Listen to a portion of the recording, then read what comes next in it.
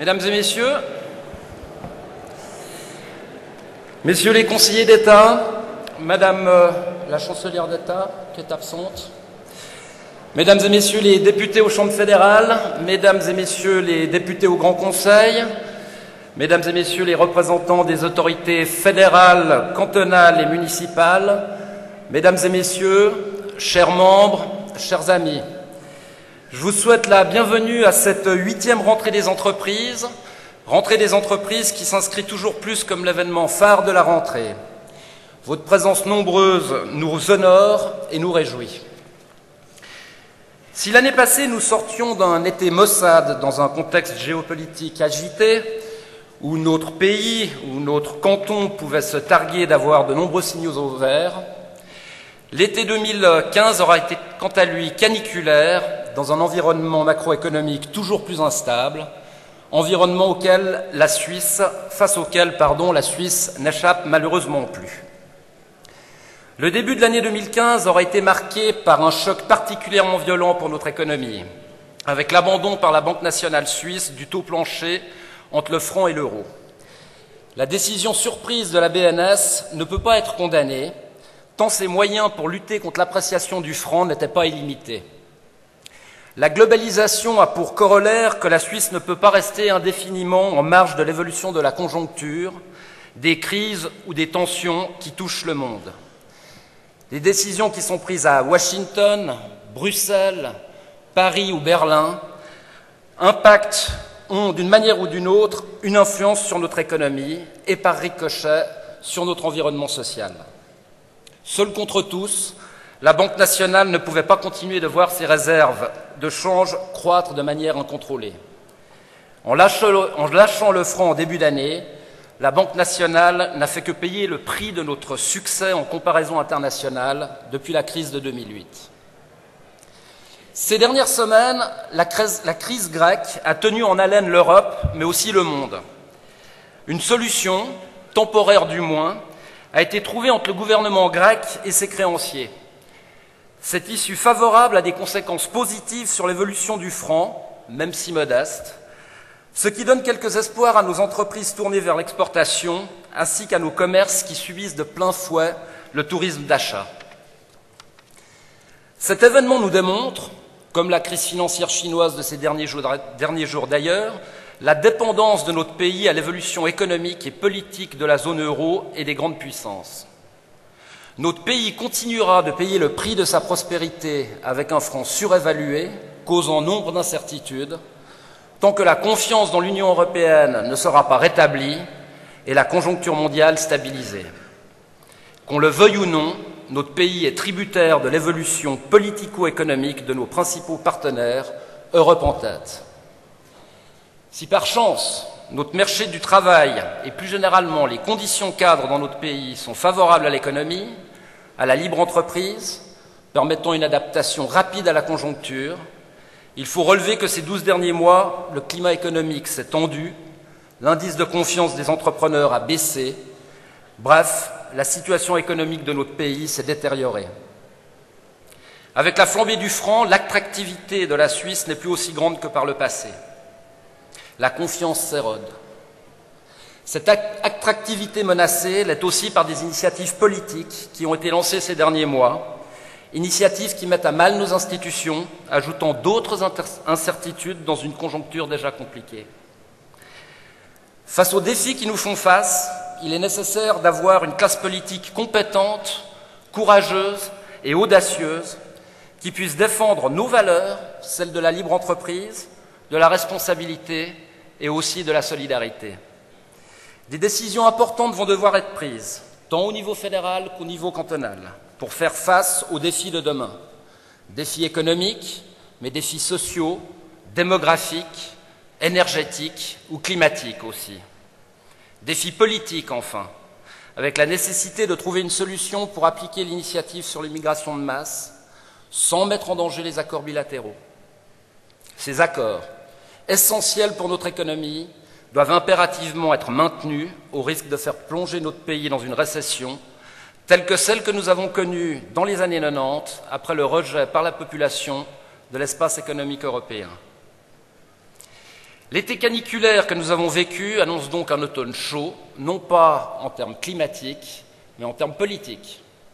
Les élections fédérales à venir vont permettre de renouveler les chambres et le Conseil fédéral. Je suis convaincu que le résultat de ces élections va être crucial pour l'avenir de notre pays. Crucial car les défis auxquels nous sommes confrontés sont nombreux.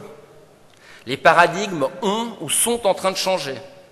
La situation géopolitique de la Suisse et de Genève en particulier est remise en question. Les enjeux sont de moins en moins locaux, de plus en plus globaux, et il est du devoir de nos responsables politiques de prendre en compte ces nouveaux paramètres. La Suisse, pays ouvert sur le monde, ne peut se permettre un repli sur soi dans un environnement toujours plus globalisé. Face à cette situation, nous avons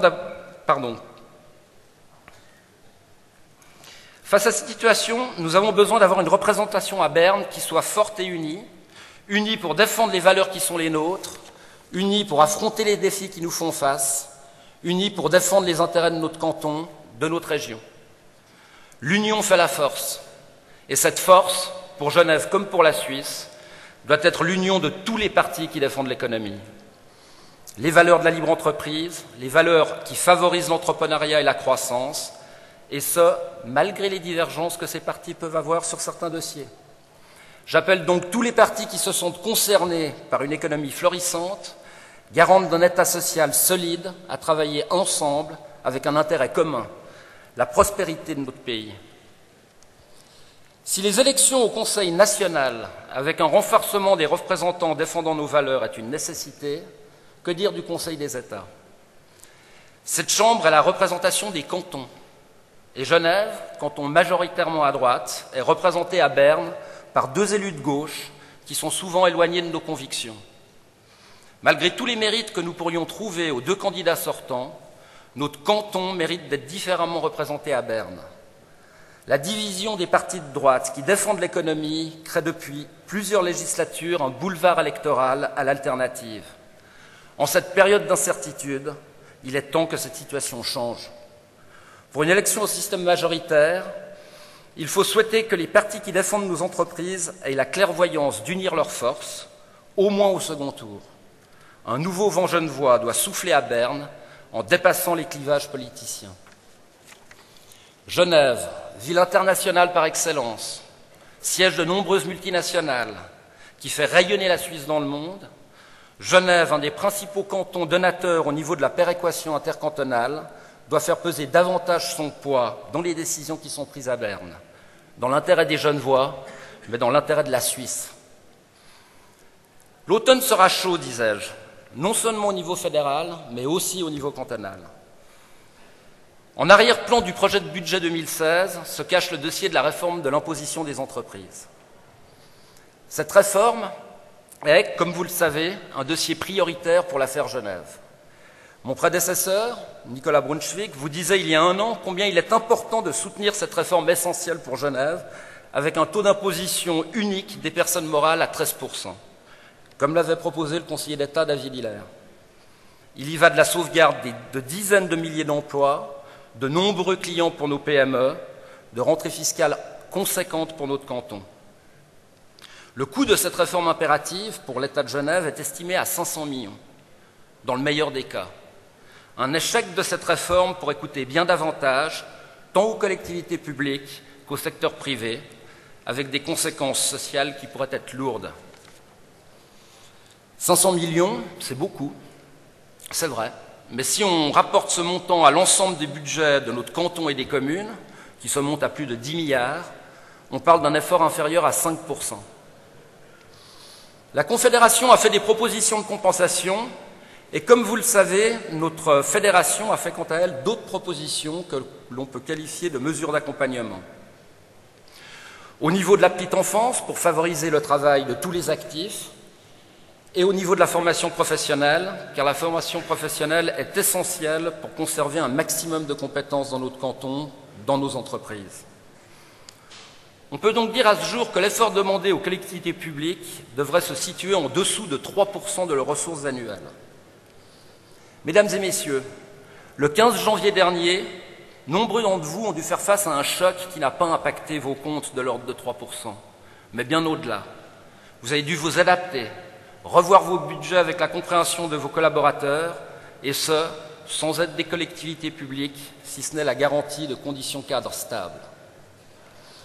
Je pense que les collectivités publiques, cantons et communes, sont en mesure de proposer des réformes structurelles afin que nous puissions envisager l'avenir de la meilleure des façons, avec un taux d'imposition des personnes morales de 13%. Si les entreprises sont prêtes et doivent faire des efforts, alors il est essentiel que nos autorités politiques prennent leurs responsabilités et proposent elles aussi des réformes de fond pour alléger le coût de notre administration tout en conservant une haute qualité dans les prestations. Cela n'est pas une utopie. Toute entreprise doit être en mesure de pouvoir gagner 3% au niveau de sa productivité, l'État compris. Messieurs les conseillers d'État, permettez-moi de vous recommander avec insistance de proposer des réformes solides lors de la présentation de votre budget 2016. Il serait en effet incompréhensible que les efforts demandés au privé, déjà confrontés à une conjoncture morose, ne puissent pas être réalisés au sein même de l'administration. Il faut aussi souhaiter que la majorité obtenue au Conseil d'État puisse rencontrer celle du Grand Conseil. Le vote d'un budget crédible est essentiel pour l'avenir de notre canton, en particulier dans la perspective de la réforme de l'imposition des entreprises, mais aussi en regard de la dette abyssale qui plombe la marge de manœuvre de l'État et l'avenir de nos enfants. Mesdames et messieurs, permettez-moi de conclure mon message par une préoccupation qui me semble tout aussi importante que nos préoccupations nationales ou régionales, préoccupation qui nous concerne tous, le défi climatique. Cet été caniculaire n'est qu'un signe de plus d'un climat qui change. Avant qu'il ne soit trop tard et que ne disparaissent des régions entières de notre planète, envahies par les océans, avant que nous soyons confrontés à des vagues d'immigration bien plus importantes que celles que nous connaissons aujourd'hui, ou avant que de nouveaux conflits régionaux s'ouvrent, travaillons ensemble pour le bien de nos entreprises, mais aussi avec le souci de préserver notre planète, planète qui est notre unique source de vie et de richesse. Mesdames et messieurs, je vous remercie de votre attention et je vous souhaite une excellente soirée.